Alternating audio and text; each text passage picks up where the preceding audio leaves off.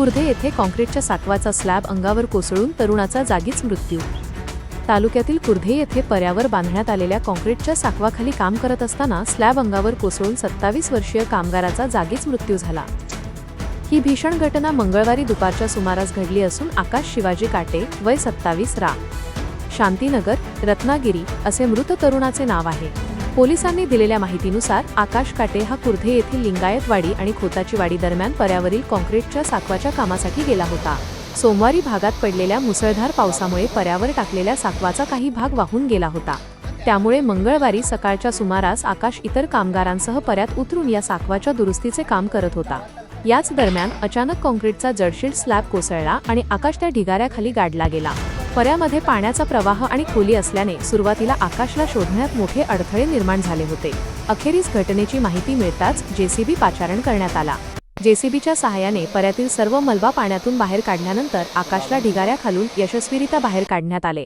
त्याला तात्काळ उपचारासाठी रत्नागिरी जिल्हा शासकीय रुग्णालयात हलवण्यात आले। मात्र येथील वैद्यकीय अधिकाऱ्यांनी त्याला तपासण्यापूर्वीच मृत घोषित केले। या दुर्दैवी घटनेमुळे शांतीनगर आणि कुर्धे परिसरात तीव्र हळहळ व्यक्त होत आहे। या संपूर्ण घटनेची नोंद पूर्णगड पोलीस स्थानकात करण्यात आली असून पोलीस पुढील तपास करत आहेत।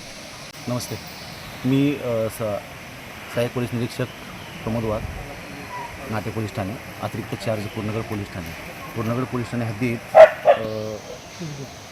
कुर्धे या गावामध्ये खोताचीवाडी आणि लिंगायतवाडी याच्यामधला जो ब्रिज आहे, छोटा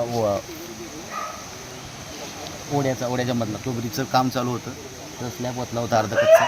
त्या स्लॅबमधून जे पाणी परवाच्या पावसाच्या पाण्यावर पाणी वाढल्यामुळे स्लॅबचे खालचे सगळे त्यांचे प्लेयर वगैरे वाहून गेले। त्यामुळे मुकादम हा आकाश काटे व त्याचे 2 कामगार मारुती धोत्रे आणि विशाल जगताप हे घेऊन सकाळी 9:30 ते काढण्यासाठी आले होते। परंतु दुर्दैवी घटना अशी घडली आहे की ते काढताना ते ब्रिज थोडा जो अर्धा कच्चा होता तो पडून स्वतः मुकादम हे मयत झाले आहेत आणि कामगार काय जखमी कोण नाही आहेत। परिस्थिती नियंत्रण आहे, शांतता आहे।